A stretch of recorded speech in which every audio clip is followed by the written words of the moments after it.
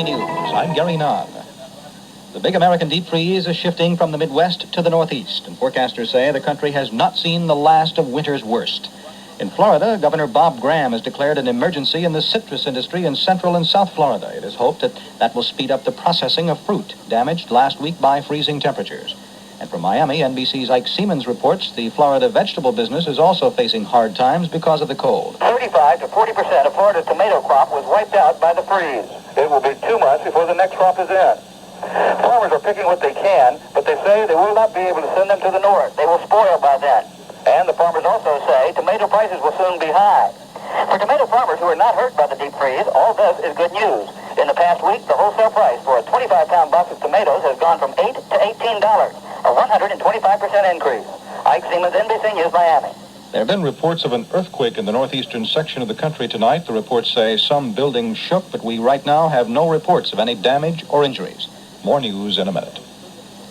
President Reagan, in his State of the Union address next week, is expected to sketch details of a far-reaching proposal to turn over responsibility for dozens of transportation, welfare, and education programs to state and local governments. A report from the White House, NBC's Judy Woodruff.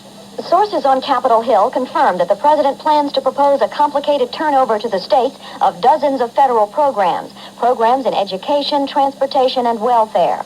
To pay for the new administration of those programs, Mr. Reagan will propose higher excise taxes on gasoline, liquor, cigarettes, and telephone use, with part of the revenues being funneled to the states.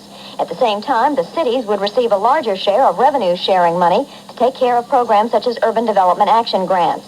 Sources say the turnback proposals, which are part of Mr. Reagan's overall commitment to a new federalism, are sure to be extremely controversial. Judy Woodruff, NBC News, the White House. Salvage crews today hauled the tail of the Air Florida 737 from the bottom of the Potomac River in Washington, D.C., but the 2 flight recorders sought by investigators were not inside. 7 bodies were recovered today, 53 recovered since the Wednesday crash. This is NBC News.